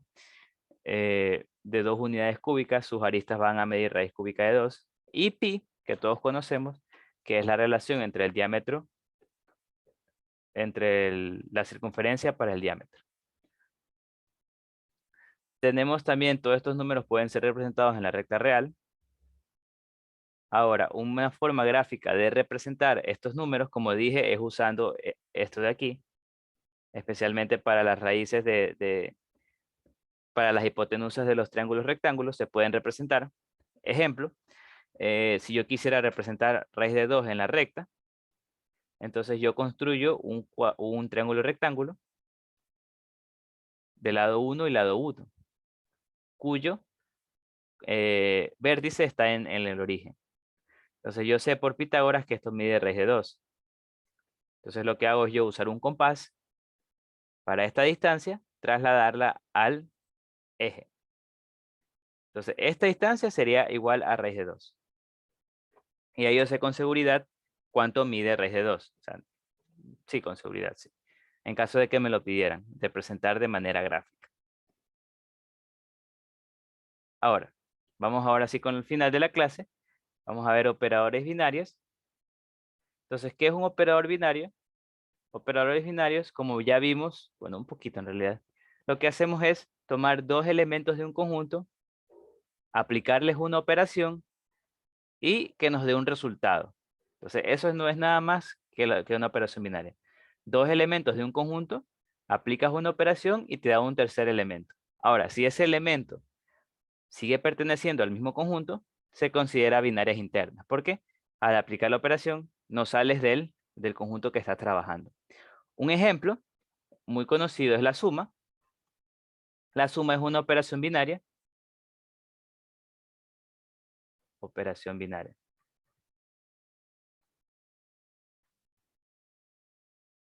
La suma es una operación binaria y es interna porque si yo sumo dos, bueno, depende del conjunto que trabajes. Yo trabajo en este caso de los reales. La suma en los reales es interna porque si yo sumas dos reales te seguirá quedando un número real. Esta es la definición formal, donde en vez de errores reales podemos trabajar con cualquier conjunto, ya sea finito o infinito. S me dicen que es ese conjunto. La operación binaria interna está definida sí, solo sí, para cada par ordenado, A, B. Ahora, la operación binaria debe estar definida para cualquier par ordenado. Es decir, para cualquiera de dos elementos que yo escoja de S, al aplicar la operación binaria, debe estar definida su respuesta. Entonces, eso quiere decir esto. Que cualquier elemento de S por S, no olvidemos que S por S básicamente es el conjunto de todas las combinaciones posibles de dos elementos de S. Entonces, para todos estos elementos debe existir bueno, no elemento único, un elemento dependiendo de...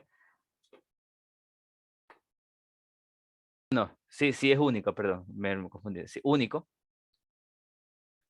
Que pertenezca a S, porque es interna. Donde esto de aquí se lee A operación B. Entonces, para cada par ordenado, yo aplico la operación y me debe dar una única respuesta. Esa es la definición formal. Entonces, hay que tomar en cuenta, estamos hablando de pares ordenados, es decir, el orden importa. Puede ser que si yo cambio el orden, me dé una respuesta completamente diferente. Entonces, cuidado con el orden. Y segundo, como les dije, la operación binaria debe estar definida para todos los pares ordenados A, B. ¿Ya? Entonces, como les dije, la suma es una operación binaria. Un ejemplo conocido. Ahora, hay propiedades que pueden o pueden no cumplir la operación binaria. Empezamos con la conmutativa. Puede que no la cumpla, puede que no la cumpla. Si cambio el orden de la operación, no afecta la respuesta. Asociativa. Si tengo una operación binaria de tres elementos, entonces no importa si asocio primero estos dos y luego lo opero con A, o opero estos dos primero y luego con C. Si esto se cumple para cualquiera tres elementos de S, entonces cumple la propiedad asociativa. El elemento neutro quiere decir que existe un N, tal que yo opero N con A, con cualquier elemento de S, o viceversa, N o con A, me va a quedar A. Y el inverso quiere decir que para todo S existe un elemento, para todo A que pertenece en S, existe un elemento que pertenece en S tal que si yo lo opero, te va a quedar N, el neutro.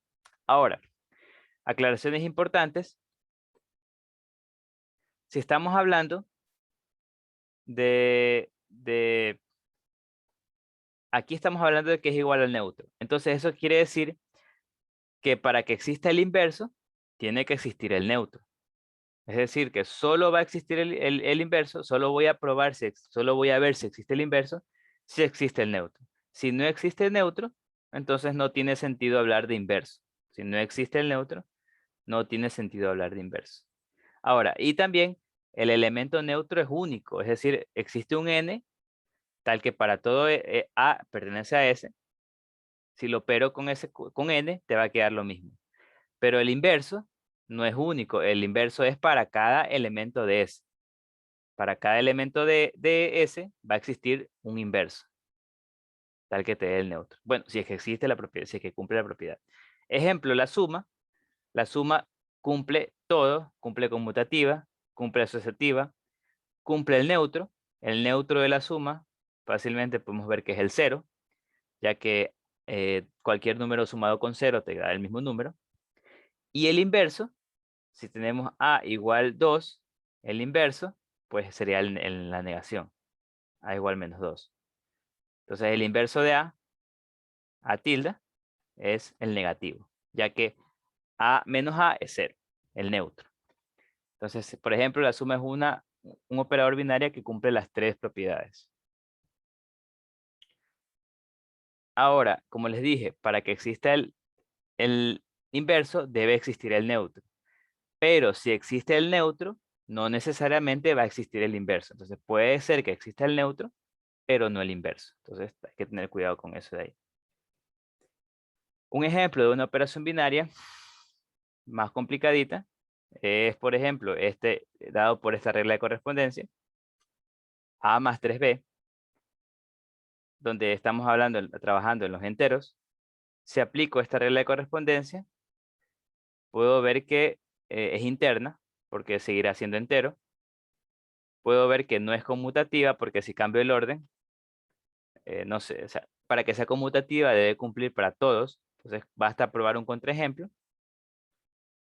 Puedo probar que 1 operación binaria 2 va a ser igual a 1 más 3 por 2, y esto es 7. 1 más 6, 7. Y no es lo mismo que 2 operación 1. Y asociativa tampoco cumple, basta probar un contraejemplo. Aquí les dan un contraejemplo, no son iguales, entonces no cumple asociativa. No cumple el neutro, porque no son iguales. A operado con n no es igual a n operado con a.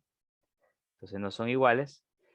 Y no tiene inverso, ya que no tiene sentido probar esa propiedad porque no existe el elemento neutro.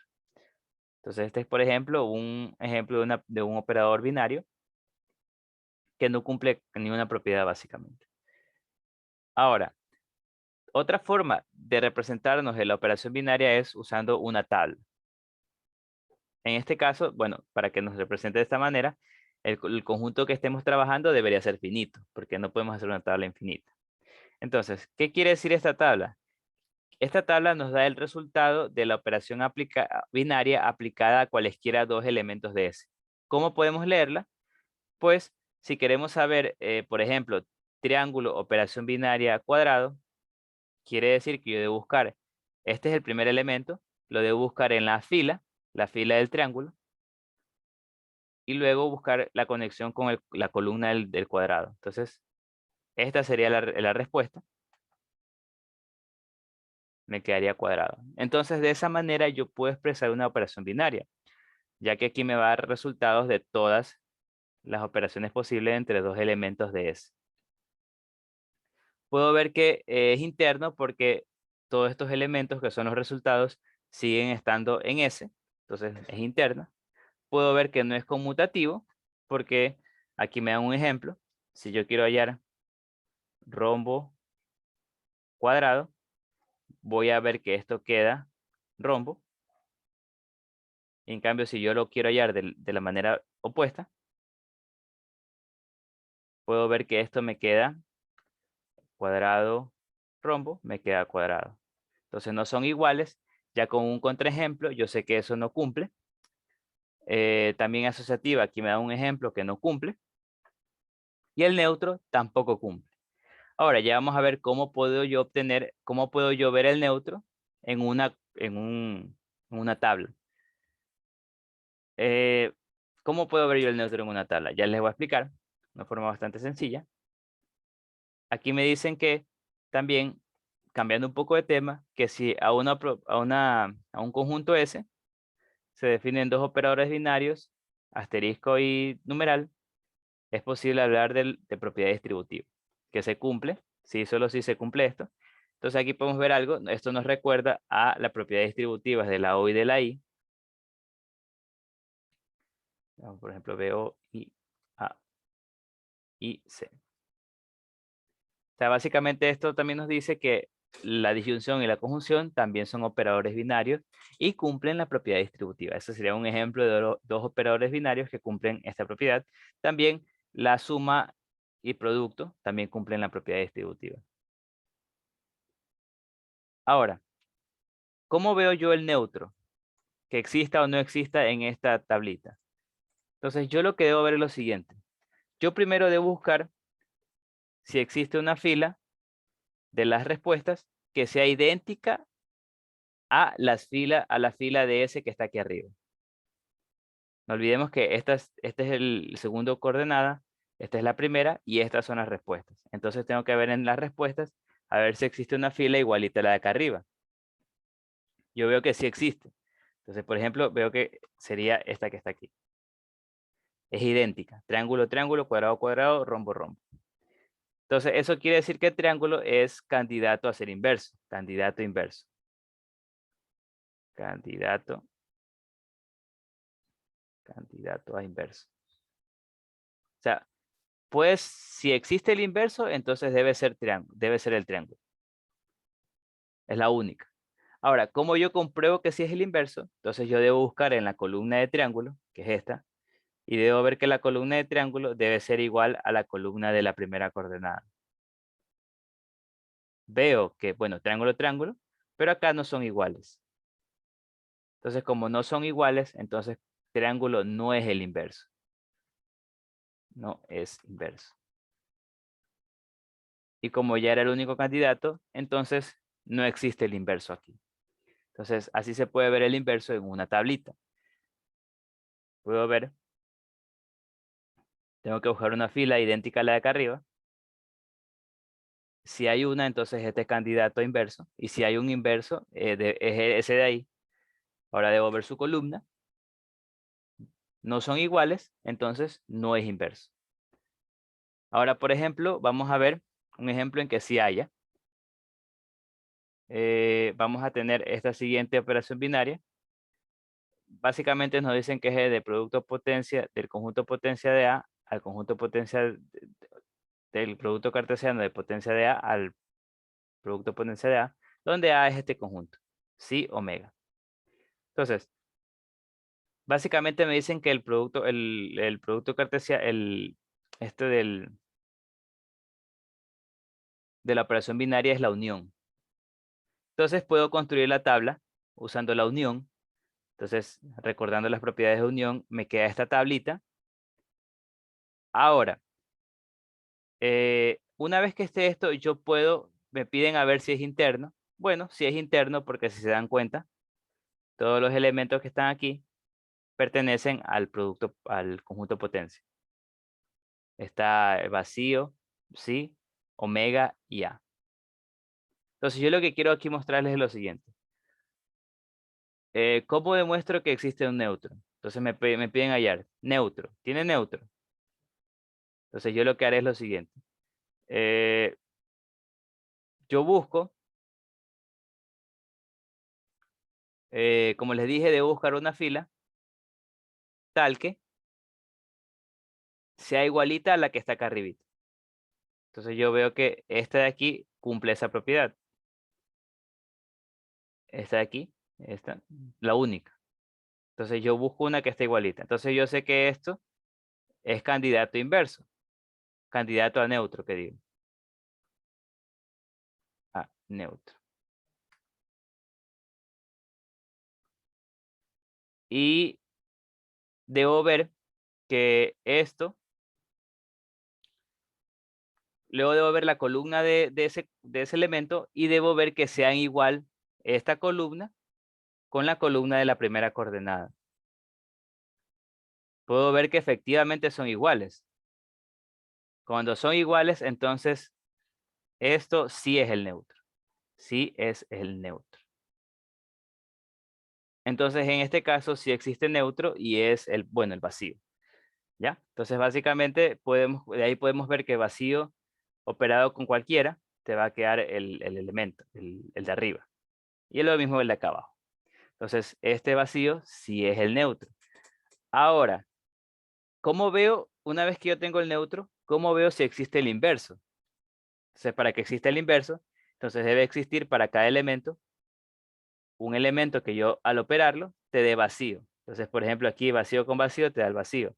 Pero no existe elemento que yo al operarlo me dé vacío. Entonces, para todos tiene que haber un vacío por ahí. Entonces, no hay vacío, no hay vacío, no hay vacío. Entonces no hay inverso. No existe la propiedad del inverso.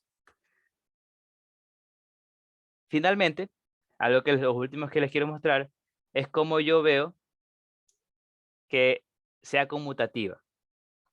Cómo yo veo gráficamente que esto sea conmutativo. Entonces, básicamente es la misma definición de matriz simétrica que no hemos visto, pero que vamos a ver. Básicamente, a esto de aquí, que son los resultados, yo debo ver que sea simétrico. ¿Qué me refiero con que sea simétrico? Si yo cojo la columna, la primera columna, y la hago fila. Entonces, por ejemplo, yo hago la primera columna, la hago fila. Me va a quedar esto de aquí. La segunda columna la hago fila. Básicamente vamos a obtener lo que se conoce como matriz transpuesta, pero todavía no hemos visto. La tercera columna la hago fila.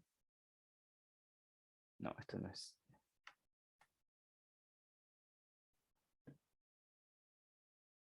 Aquí es A.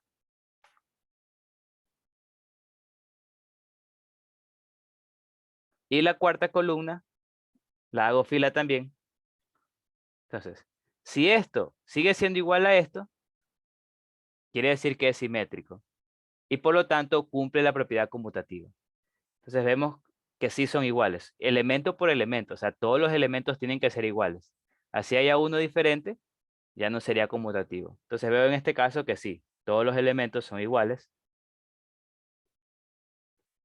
Entonces sí es conmutativo.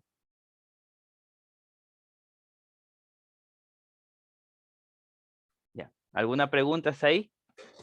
Entonces, esa es la forma gráfica de ver si se cumple la conmutativa, neutro, inverso. Y bueno, ya lo de interno, simplemente tengo que ver que siga perteneciendo al conjunto de llegada, que en este caso es el potencia de A. ¿Ya? Entonces, eso sería hasta ahí todo por hoy. Mejor termino hasta ahí porque ya toca el taller.